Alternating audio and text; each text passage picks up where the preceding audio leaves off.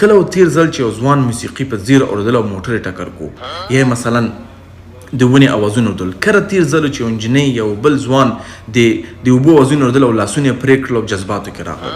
کله و دا کار؟ یاره نوروزه د اسلام ټولنه دې خوښېږي نو دا فیملي د یوروپ نه افغانستان ته بوځه. نوروز صاحب ته خو دا خبره کې که نه چې دا میوزیک چې د خلکو ته نقص رسوي، نقص نه رسوي. نوروز صاحب په هره خبره کې ته غلطي. نو زه چې کله میوزیک اورم که نه ځاني خبره ته کومه وطنوالو مینهوالو او خبره داسې ده که نه چې د وطن خلکو ته چې کله میوزیک اورې که نه وځي یوټوب ته ځي یا فیسبوک ته ځي یا په ټیک ټاک کې یو میوزیک سرچ کوې که نه میوزیک ګورې نو دې دپاره کوې که نه چې دا پام دې غلط شي او دا سندره واورې او د دې سکون دې لږ ملغو ته راشي که نه د دې دپاره اورې.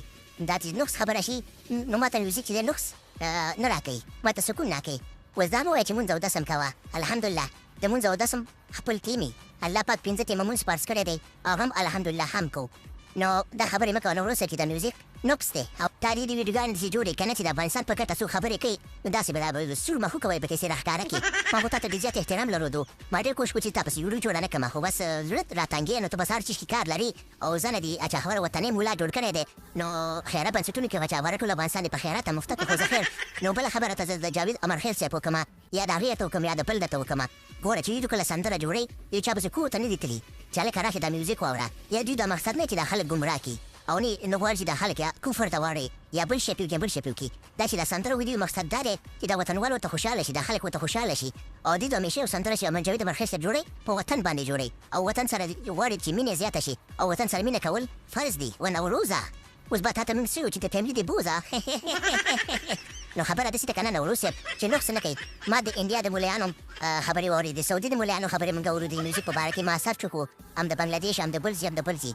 د دې ته خو هېڅکله مه نشي میوزیک داسې یو میوزیک هغسې یو خو زموږ د وطن ملیان صاحبان دي هغه ملیان نومونه ورسره بدنام دي. نو د انرژي نه بله ویډیو کې وایي چې انرژي به ما به بغیر د انرژي کې د انرژي نه خو ماشاءالله سې ډکې سم کابرې انار کاته. نوروزه ځان یې خبره د 2 ورځې ملا جوړ کړی د ډاکټر ذاکر نایک شاګرد دی نو هغه هېڅکله مه نه چې میوزیک حرام دی. نو خبره زده که نه چې ځان یې د وطنۍ ملا جوړ کړی دی او ملا به یې یا به نه خو په احترام یې ته اوسه پورې ډېر زیات لرو خو ته پر یو کار لري او زه د ډېر ښه تعلیم هم وې خو دې خبره کې غلطي چې میوزیک خلکو ته نقص رسوي او ما خو ورته وختي ویلې چې نو میوزیک ته خلک په یوټوب کې سرچ کوي د غواړي چې پام یې غلط شي. صحیح ده که نه؟ او دا چې دي دغه لري هغه جاوید امرخیل مکمل ویډیو جاوید امرخیل داسې جاوید امرخیل داسې دا د ډېر د بدنیتۍ نه دا خبره کړې ده. وایي خبر جاوید امرخیل بر باندې کومه خبره کړي نو خبره زده که نه چې موږ ته وضاحت راکړه چې کوم میوزیک حرام دی او کوم میوزیک حرام نه دی. ته مه وایه چې ونې حلالې دي او ټنګ ټونګ چې دی حرام دی. یاره نوروزه فیملي دې نوره بوځه. سلام علیکم او ټاکو.